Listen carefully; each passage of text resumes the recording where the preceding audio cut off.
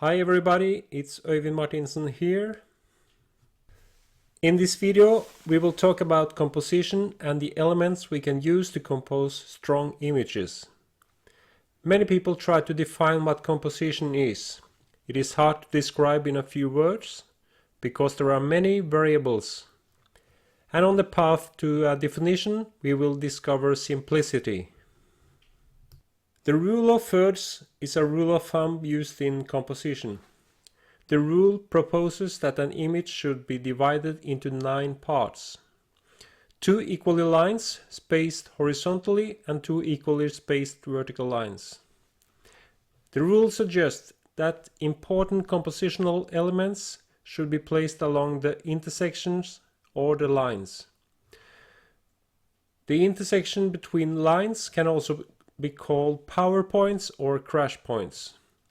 Rules of composition are fine. It brings you up to a certain level faster if you follow them. But they will also keep you caged or fenced in. If you want to be more creative and think out of the box, you must break the rules. And the good thing in photography and in other art forms, we can break the rules without going to jail. I will highly recommend you to break the rules. Be brave, take new chances in your creative work. The one who created the rules is not you, and you do not have to follow them like a slave. The best way to learn and progress is to go ahead and take chances. Personally, I like the definition of composition that Edward Weston wrote, and that is, composition is the strongest way of seeing. Think of that. Composition is the strongest way of seeing. It's very good. So when you are out in the field, work on the compositions more intuitive and compose when you have a strong feel for what you have in front of your lens. Within Edward Weston's definitions, strongest way of seeing is also simplicity. Keep it simple. A famous quote from the writer Jessica Mitford is, "Murder your darlings." By that she meant if you want to write good, you must kill off unnecessary words. That philosophy can be applied in photographic composition too. One of the most common mistakes beginners do is to include too much in their photographs. Again, make it simple. We do not always have to think of perfect composition. Sometimes we also have to think of an end use of an image or several images. If you are working on editorial content, you must also think of images where you can leave space for text, where the gutter is on double spread images, and also consider vertical or horizontal compositions. Vertical compositions can be more interesting as cover photos or to fill one page, because most magazines are in vertical format. Horizontal photos can be better for double spreads or half pages in a book or magazine. Let's talk about elements in composition. In composition we have many elements we can play with. The elements of composition can be applied in all types of outdoor photography, whether it's landscape, macro, wildlife, documentary, or nature as art. There are endless combinations we can play with. And one of the elements is lines. Our eyes and brains need contours to interpret the world. Lines are strong elements in the compositions. Diagonal lines are stronger than straight vertical and horizontal lines. Something straight up and down or horizontal is not life-threatening to us. But something that is of an oblique angle is something to pay attention to. We have probably inherited that feeling from thousands of years ago. Something coming at us from one side, could be an animal or person attacking us or a falling tree. That is why we pay more attention to diagonal lines over straight lines. Further on, we can play with textures, formations and patterns. The nature is full of interesting textures, formations and patterns. Train yourself to see them and compose your images in symphony with the other elements of compositions. These elements can be very tiny or large. In a photograph, size doesn't matter. Your compositions of small patterns can be as strong as big ones. We can also play with contrasts. We have contrast in tones, we have a contrast in colors. We can also have contrasting elements in, for example, in moods, size, soft and hard, growth and decay, new versus old, and so on. Look for contrasting elements and it will give you a stronger edge in your photographs. Motion. The dynamics and energy of motion is something we can include in our compositions. It can be the softness of a river stream, wildlife in motion, trees or branches moving in the wind, vehicles moving or athletes running. With the use of longer shutter speeds, it is easier to transfer that dynamics and energy to a photograph. And we have stillness, the opposite of motion. Stillness in photography can give us a more poetic and philosophical feeling. You can also use it as a contrasting element to motion in a photograph. Color. The natural world is full of fantastic colors. You can work on a single color or with many colors in different combinations. You can work with matching colors or with contrasting colors. If you tell yourself, I will look for red, then red is what you will find. There are nothing like colors of nature. Out in the field, I am thankful every time I find something colorful, like the colors of the skies at sunrise and sunset. Light and shadows. Light is also an important element, and it defines the forms and shapes of an object or in a landscape. At sunrise, a rock formation will have a different shape in a photograph than it will have at noon. Shadows also play an important role in the photographs, and they will become real objects, while in the real world we do not think of them as real objects. Now, when you know that they are real objects in a photograph, you can take advantage of that. If you don't think of them as real objects, they can also ruin your photographs.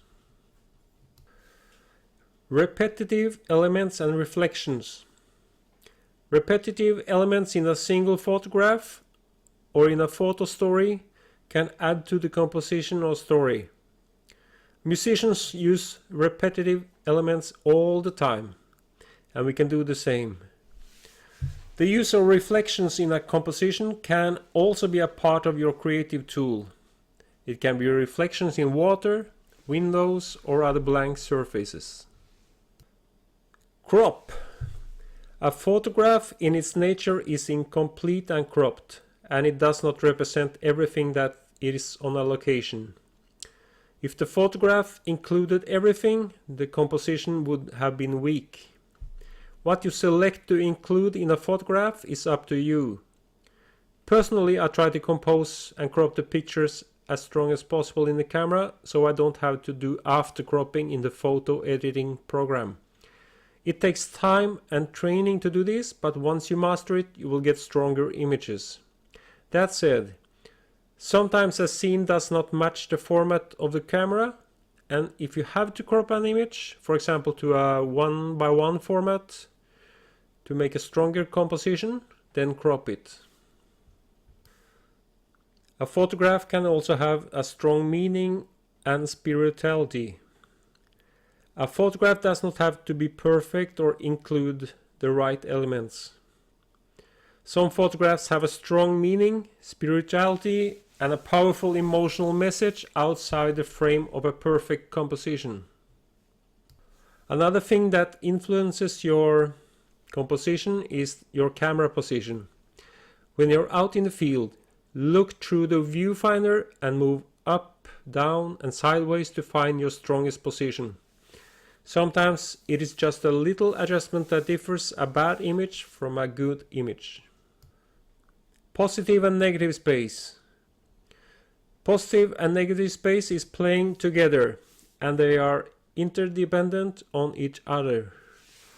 Positive space is any part of a photograph that stands out from its surroundings, and negative space is the opposite, like parts of an image that don't attract as much attention, surrounding the positive space and giving it a buffer.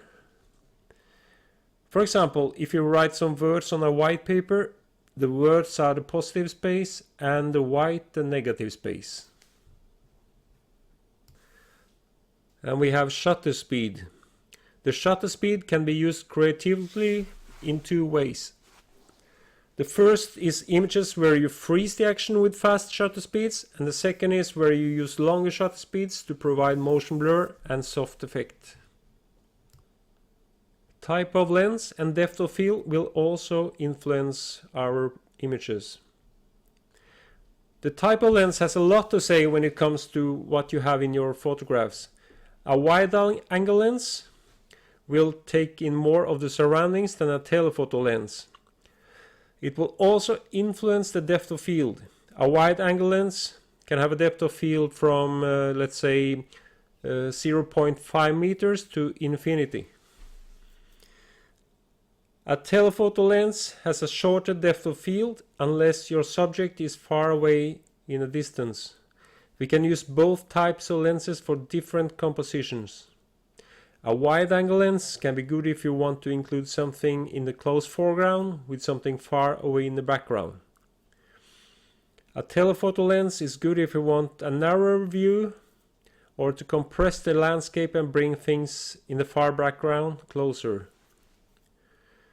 If you are using a telephoto lens for wildlife, you can isolate the main subject towards a soft and unsharp background that put focus and emphasis on the most important thing in the photograph.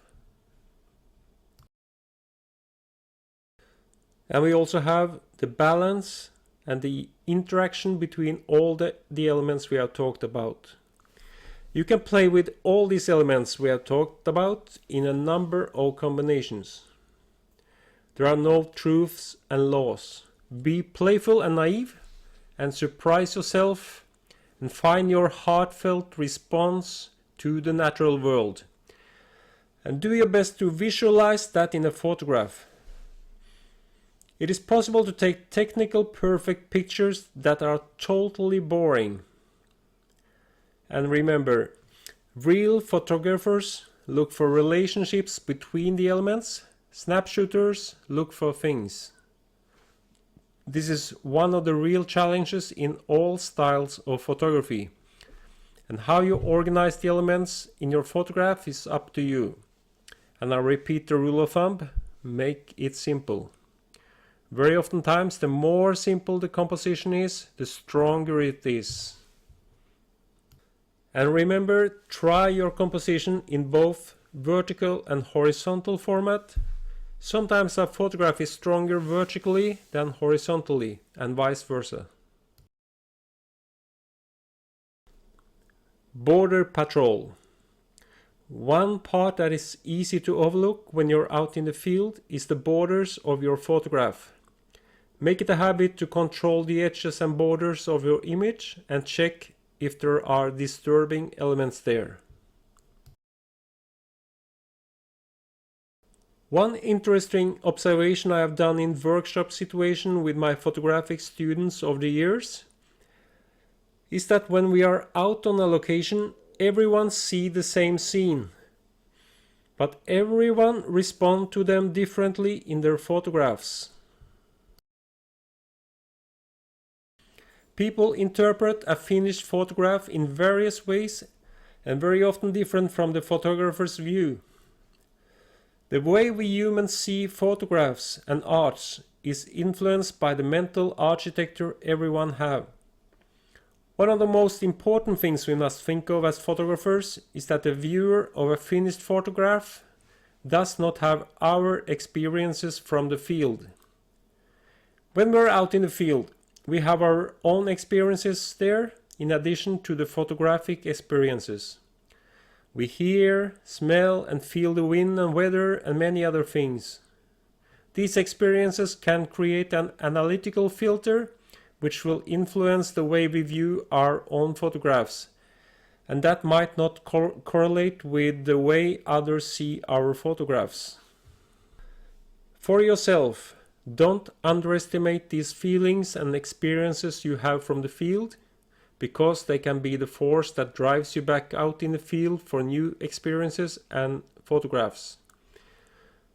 But when we want to select images for an exhibit, for an article or a book, we must think more clinically and try to forget our own experiences from the field and select the right photographs from a photographical point of view or a storytelling point of view. Not only is a conscious observer necessary to perceive the reality, also their thoughts, beliefs and theory changes the way they perceive reality in a photograph. Many things will influence the way the viewers see them. For example, their mood that day, the time they have, what they ate for breakfast, their age, their worldview, who they are with at an exhibit, their life experiences, prejudices, and cognitive background. Today, we see thousands of images every day. In many ways, good photography is drowning in the massive stream of poor and mediocre photographs. In one sense, good photographs have been devalued. In another sense, more people are trying to take better photographs than before. Be naive and childish when you are composing. Connect your images with your emotions and use more of your heart and feelings and less of your brain. And go back to the same places time and again. Push it as far as you can towards your inner visions of the natural world. It gives you a good feeling when you have mastered your craft and made a strong composition that extracts your inner visions of the natural world. It is important to fence guard that feeling and bring it with you into the future. It will provide you with a saturation of awareness, like seeing for the first time. It's a powerful force. Don't let anyone take that power away from you. Train yourself to see photographically. By seeing photographically, I mean that the scenery quality in a photograph is different from the natural scene. Our cameras and how we choose to develop our photographs will sometimes differ and be better than a natural scene in the outdoors. The final photograph will be with a reinforced and enhanced appearance, the strongest way of seeing. When you have learned how the camera sees and how to develop your photographs digitally, you will also see different possibilities for a strong composition when you are out in the field. Thank you for being with me in this video. See you soon in the next.